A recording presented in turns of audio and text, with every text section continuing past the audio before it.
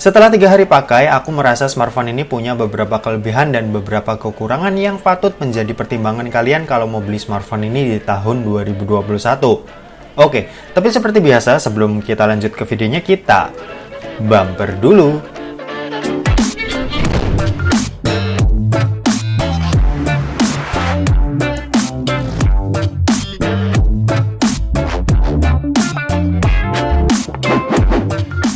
So, halo guys, balik lagi sama Kuliah Sore.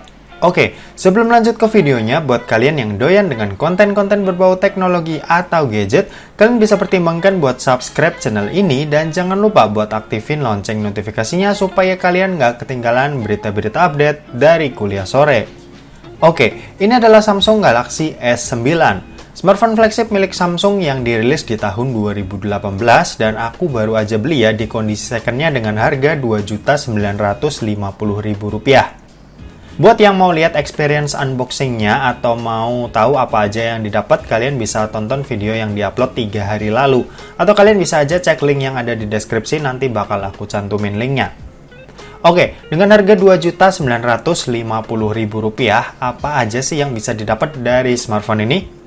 Pertama, tentu aja smartphone flagship milik Samsung bakal unggulin kualitas layarnya. Di sini smartphone ini pakai layar berpanel Super AMOLED dengan resolusi 1440x2960 pixel atau WQHD+ atau bisa juga dibilang 2K.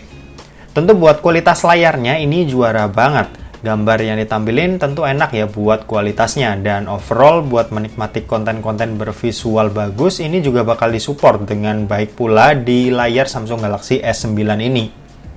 Oh ya, buat layarnya ini juga udah 3D curve ya, jadi feel mewahnya ini bakal berasa banget, meski buat bezel di bagian atas dan di bagian bawahnya masih kerasa cukup tebal.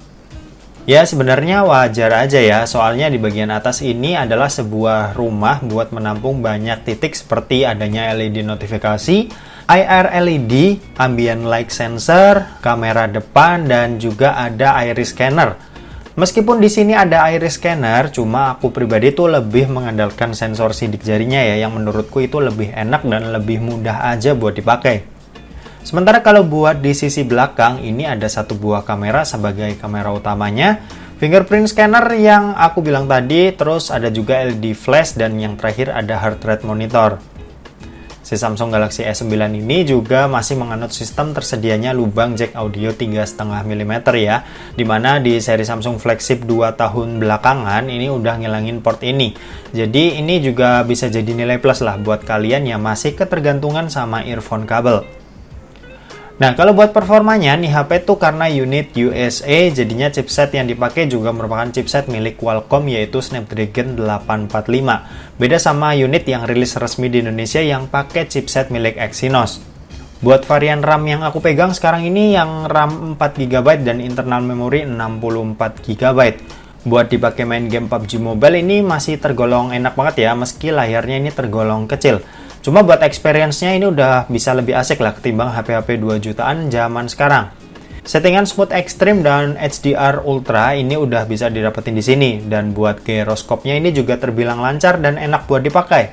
Aku sempat mainin 5 kali permainan di mode TDM dan hasilnya di berbagai settingan ini aku udah coba tuh hasilnya aman-aman aja ya, tanpa nemuin adanya frame drop yang mengganggu. Ya, frame pasti ada, cuma ya itu cuma sekedar lewat doang dan bener-bener itu jarang terjadi. Terus kalau buat main Genshin Impact ini kita bisa dapetin settingan bawaan di medium. Buat dimainin di awal-awal ya enak, cuma lama-kelamaan HP ini bakal kerasa banget panasnya. Aku saranin sih mungkin buat kalian yang mau mainin game berat ini tuh bisa set settingannya ke lowest aja ya atau terendah demi dapetin FPS yang lebih stabil dan suhu yang nggak terlalu panas. Apalagi kita juga harus tahu ya kalau si Samsung Galaxy S9 ini tuh punya baterai yang kapasitasnya cuma 3000 mAh aja.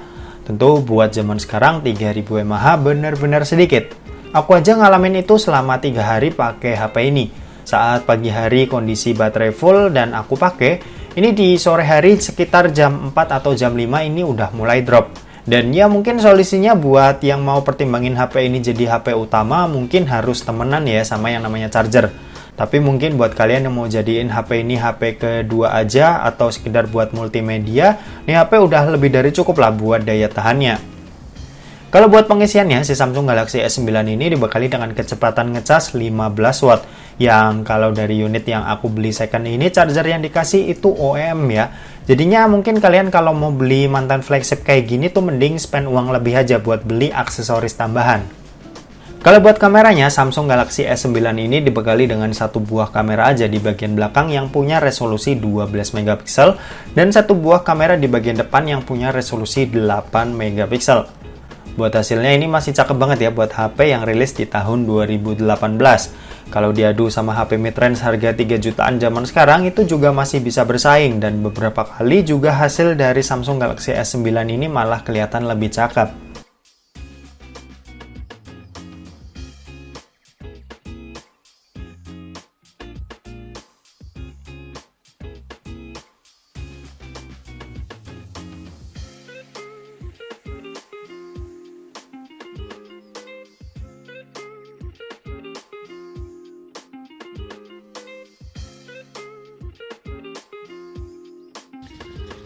Oke, ini adalah perekaman video kamera belakang dari Samsung Galaxy S9 direkam pakai resolusi Full HD 30 fps dan sebenarnya bisa 60 fps juga, terus ada pilihan 2K, terus 4K juga, 4K nya juga bisa sampai 60 fps. Tapi karena channel ini kalau review biasa cuma 30 fps, jadi kita bakal coba 30 fps nya aja. Oke. Kalau dipakai jalan biasa seperti ini ya kurang lebih. Oke, kita nyoba buat ke kamera 4K nya. Oke, kalau ini perekaman video kamera belakangnya pakai resolusi 4K tapi 30 fps doang ya. Sebenarnya bisa set ke 60, cuma ini 30 aja. Dan ini nanti bakal dikompres ke 1080p. Buat hasilnya kurang lebih kayak gini kalau dipakai jalan biasa. Oke, kalian bisa nilai sendiri buat hasilnya kayak gimana. Yuk. Oke, kalau ini perekaman video kamera depannya dari Samsung Galaxy S9 pakai resolusi 1080p atau Full HD. Ini kalau dipakai jalan biasa, dan ini kalau tanganku maksimal ya lurus. Ini kalau biasa segini. Oke, kalian bisa nilai sendiri buat kualitas perekaman kamera depannya kayak gimana. Kalau aku lihatnya di sini sih cakep ya, cuma mungkin nggak stabil. Menurut kalian gimana? Oh ya, ini kalau backlight. Oke, gitu aja, kita balik ke studio. Yuk.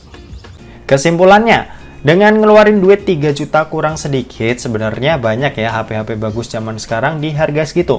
Cuma yang mau lihat dari sisi lain dan pengen nyobain HP flagship yang udah terbilang murah ini, itu nggak bakal ada salahnya. Apalagi fitur-fitur yang dibawa sama HP-HP flagship beberapa tahun lalu tuh masih tergolong bagus buat dipakai dan disandingin sama HP-HP mid-range zaman sekarang. Oke, mungkin segitu aja buat video kali ini. Terima kasih buat yang udah nonton video ini. Jangan lupa buat like, komen, dan share juga ke teman-teman kalian, supaya teman-teman kalian mendapatkan informasi yang bermanfaat dari kuliah sore. Oke, terima kasih yang udah nonton video ini sampai habis dan sampai jumpa di kuliah selanjutnya. Bye-bye.